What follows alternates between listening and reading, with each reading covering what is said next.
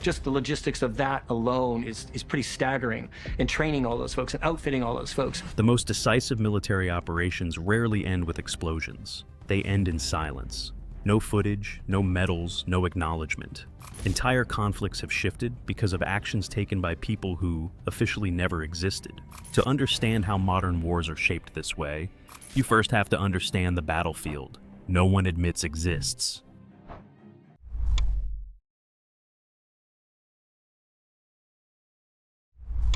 War without signatures.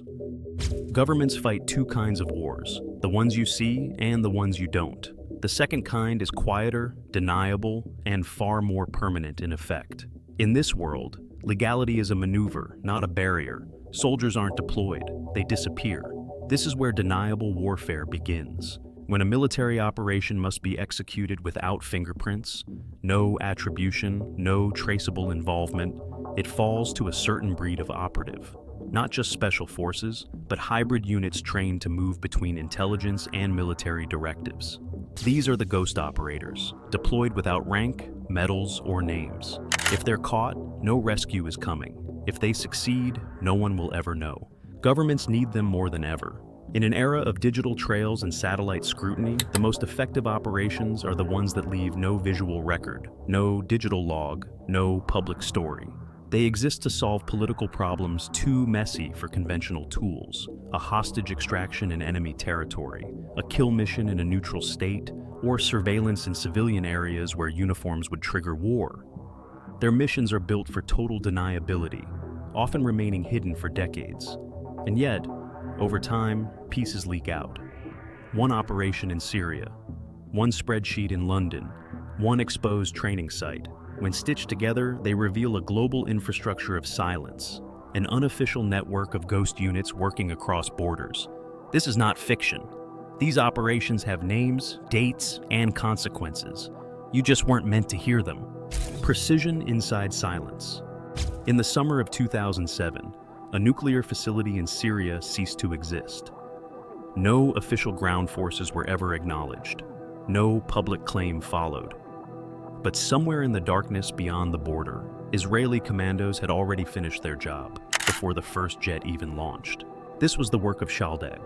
Founded in 1974 by veterans of Israel's elite Sayeret Matkal unit, Shaldag, also known as Unit 5101, is one of the most secretive and surgical forces in the Israeli arsenal. It's not just a commando team. It's a forward air control and deep penetration unit that thrives behind enemy lines, where attribution is a liability and silence is strategy. Their mission in Syria, Operation Orchard, was to quietly infiltrate hostile territory, locate the Al-Kabar nuclear reactor, and paint it with laser designators. The resulting airstrike flattened the reactor with zero public Israeli presence. To this day, no official ground operation has been confirmed. This level of deniability is not the exception for Shaldag, it's the standard. For decades, the unit operated in total obscurity. Even within Israel, its name was spoken in circles that rarely intersected with the public eye. It wasn't until recent operations in Gaza that the Israeli Defense Forces indirectly acknowledged the unit's modern role. Shaldag isn't just about firepower. It's about preparing the battlefield for invisible success.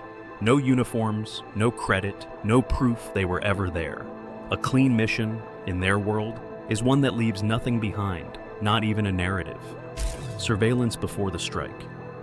By the time a high-value target is captured or killed, the real mission is often already over. The tracking, the listening, the patterning of life. These are the operations that precede the strike, and no American unit has done it longer, quieter, or with more reach than the intelligence support activity.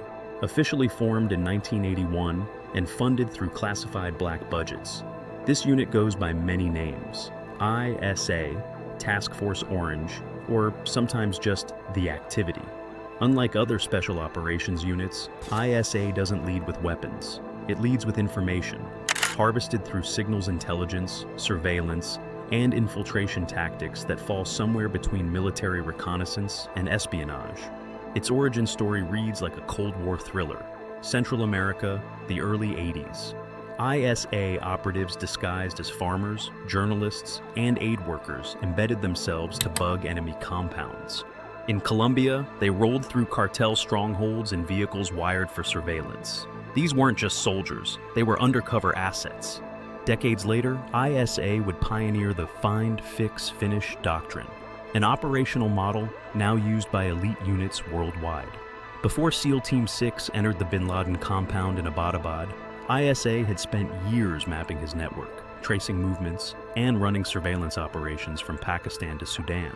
The unit constantly changes designations, sometimes listed as Task Force 77, to stay ahead of exposure. Operatives are granted paper deaths, new identities, and fabricated civilian roles. No public commendation, no visible pipeline, no after-action reports outside classified servers. What makes ISA so effective is not just the intelligence it gathers, but the fact that by the time the target knows they're being watched, it's already too late. Training for the unthinkable. If a mission goes wrong for most elite units, there's a fallback plan, a way out. For Russia's Vimpel detachment, failure was never part of the design. Their job was to prepare for a war that might end the world. And in that scenario, survival was never guaranteed. Vimpel was created in 1981 by the KGB, not as a counterterrorism unit, but as an answer to a nightmare: sabotage operations deep inside enemy territory during full-scale global war. Their targets weren't rogue cells. They were nuclear facilities, energy grids, command bunkers. If Vimpel were activated, it meant geopolitics had collapsed. Their training reflects that. Vimpel operators endure human zoo conditioning, long-term simulations in complete isolation, meant to fracture identity and test mental endurance under deep cover. Missions are designed to last months, even years, fully assimilated into civilian life. And yet, Vimpel has operated in the present. In 2004, during the Beslan school siege, the unit deployed alongside Alpha Group. Official reports mention snipers and breaching teams. But insiders suggest more, that Vimpel prepared for nerve gas contingencies, that their snipers neutralized hostiles inside rooms full of children. Those details were downplayed, but the psychological toll remains. What sets Vimpel apart isn't just their skill set, it's their mindset. Trained not to improvise under pressure, but to function in catastrophe. When diplomacy fails, when deniability no longer matters, and when survival itself is expendable, that's when Vimpel steps forward. When secrecy breaks down. For years, it was only a rumor, a ghost story whispered in defense circles. An elite British unit that worked in the shadows of MY6, never confirmed, never officially named. Then, in June 2021, the secrecy cracked, not through espionage, but through a spreadsheet. A United Kingdom Ministry of Defense file, left unencrypted, listed promotions across 1,182 soldiers. Among the columns, 22 SASE Squadron. It was the first concrete, undeniable mention of a unit long believed to be fiction, E Squadron. But E Squadron isn't a standard regiment. It's a composite force, pulling hand-picked operatives from the SAS, SBS, and the Special Reconnaissance Regiment. These are veterans with years of field experience, usually ranked sergeant or higher. They train not just as soldiers, but as something built for espionage, extraction, and operations with no national insignia. E Squadron operates under a dual command structure, receiving orders from both the Director of Special Forces and the Chief of MY6. In essence, they are MI6's muscle. When British intelligence steps into hostile terrain, E Squadron watches their backs, or sometimes leads the way. That's exactly what happened in Libya, 2011. During the early chaos of the Civil War, E Squadron flew with MY6 into Benghazi aboard a Chinook helicopter. They were captured almost immediately by local farmers, triggering a diplomatic scramble. The mission failed, but its exposure confirmed what was never meant to be seen. E Squadron's greatest vulnerability isn't enemy fire, it's bureaucracy. In a world where missions are buried deep in classified vaults, a simple clerical error was all it took to expose Britain's most deniable soldiers. Soldiers who become shadows. Somewhere on the southern coast of England, behind layers of security and secrecy, sits a training site known as the Fort. Officially, it's called Fort Monkton. Unofficially, it's where the line between spy and soldier disappears. This is where members of E Squadron and other covert operatives are reforged, not just for combat, but for anonymity. Their curriculum blends military precision with the subtleties of tradecraft, surveillance, counter-surveillance, agent handling, alias construction, clandestine communications. Operators emerge not just as warriors, but as deployable assets. They're not alone. Supporting them is a silent infrastructure. The SC flight, short for Special and Discreet, is an RAF unit that provides quiet air movement using aircraft like Puma helicopters and C-130S. Flights are logged without military paper trails, masking movement across borders. Then there's UKN, a surveillance team composed of MI6 affiliated civilians and specialists. Their role? To create coverage before the operator arrives, hacking camera grids, tracking targets, laying groundwork so the mission never feels like an intrusion. Every element is designed around deniability. This is the new standard of elite deployment. A spy soldier with no insignia, a different accent, and a mission that ends in disappearance. In this system, success isn't survival, it's being forgotten. Success measured by absence. The most secretive missions aren't just hidden, they're designed to be forgotten. These units operate under names that shift, records that vanish, and outcomes that leave no trace. Their success is defined not by recognition, but by complete absence from headlines, history, and even memory. Operators often undergo paper deaths, legal disappearances that sever all formal ties to their former lives. Their new identities come with civilian jobs, fabricated backgrounds, and zero public affiliation to the military or state. Even the units themselves blur out.